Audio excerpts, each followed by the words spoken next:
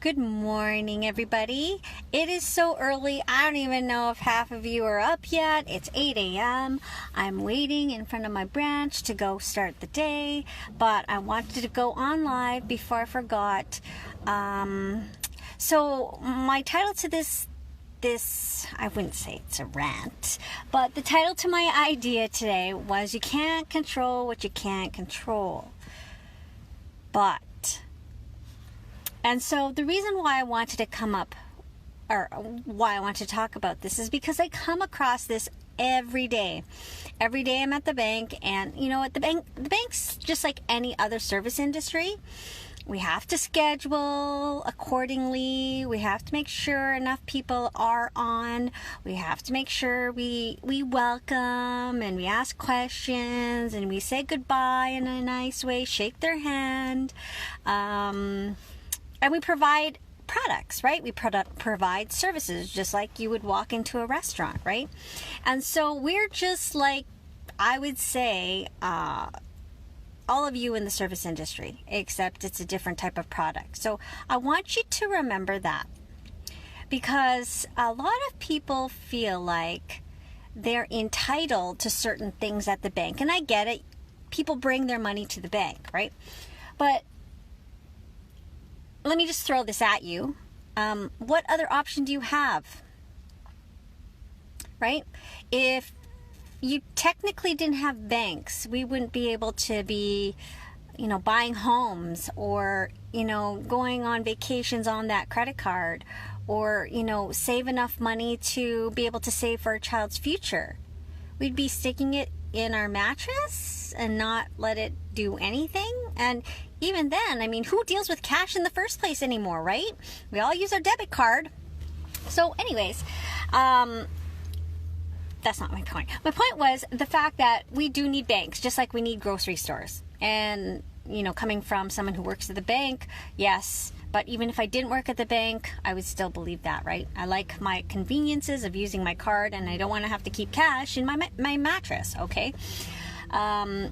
What is my point? Oh, so we deal with a lot of things like customers, just like customers at restaurants and the grocery stores. And for those of you who are customers like this, you may not recognize it, but I definitely recognize it because I'm in the service industry. And for those of you in the service industry, give me a fire emoji or something so you can help if you relate, okay?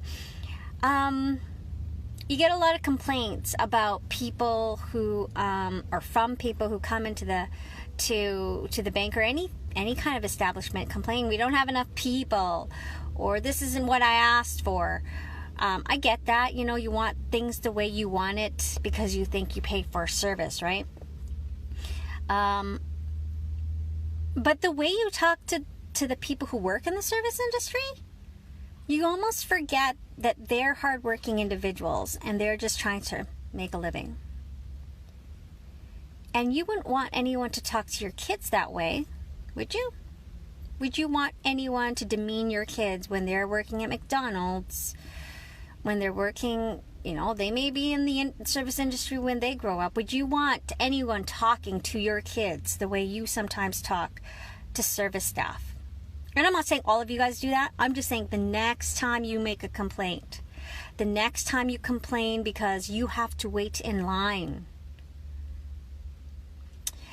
you're still talking to people like you who are just working their 9-to-5 jobs, who are just trying to earn a living, who are just trying to go to work and feel like they're doing something important in life. And for those of you who complain that, you're having to wait in line for the extra 5 minutes. I literally had people walk into the bank and there was like 2 people in line. And yes, there were 2 people who were helping 2 other people, but they felt like it was their right to not have to wait at all. And what do they pay the banks for? I don't know if you guys remember back in the day, and I was only told this story because I wasn't necessarily going to the banks at this age, but I was told back in the day that people had to line up around the building to get their little passbooks updated, and the tellers would have to manually figure out the interest that they were getting. And The banks closed at 3 back in the day, and they were lined up, and that's what they did. They had to take time of their afternoon work and line up at the bank and get cash. I mean, things have gotten so convenient nowadays that people just have this mentality that they don't have to wait for anything.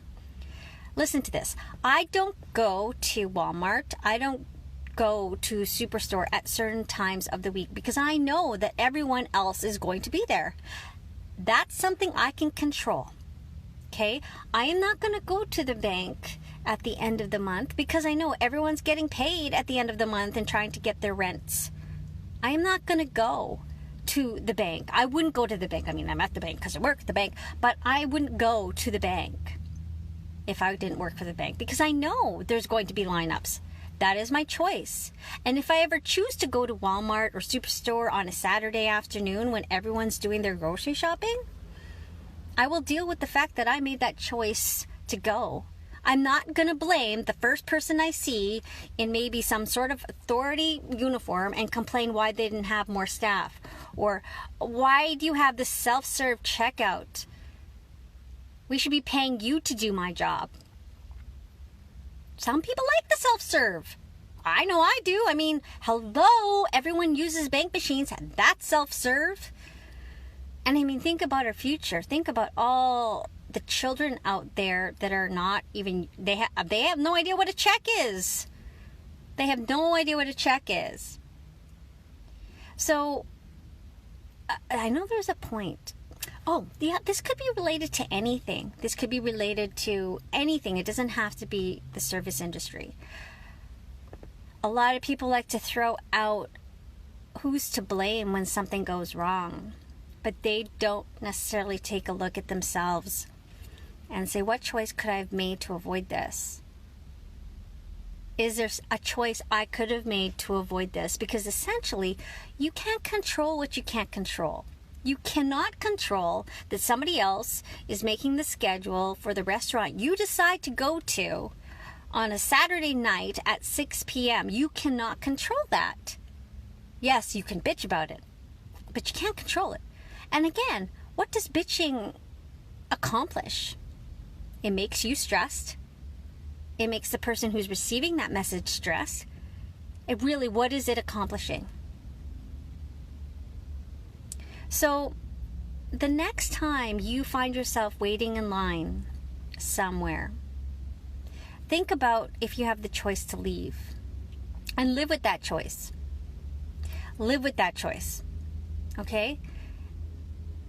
The next time you decide to call somebody out and complain about something like the food that you got at the restaurant, talk to them like a human being. We all make mistakes. We all make mistakes. There's no robots in the back of the restaurant making your food. They're people. There's people on the other side of these messages. People who have feelings.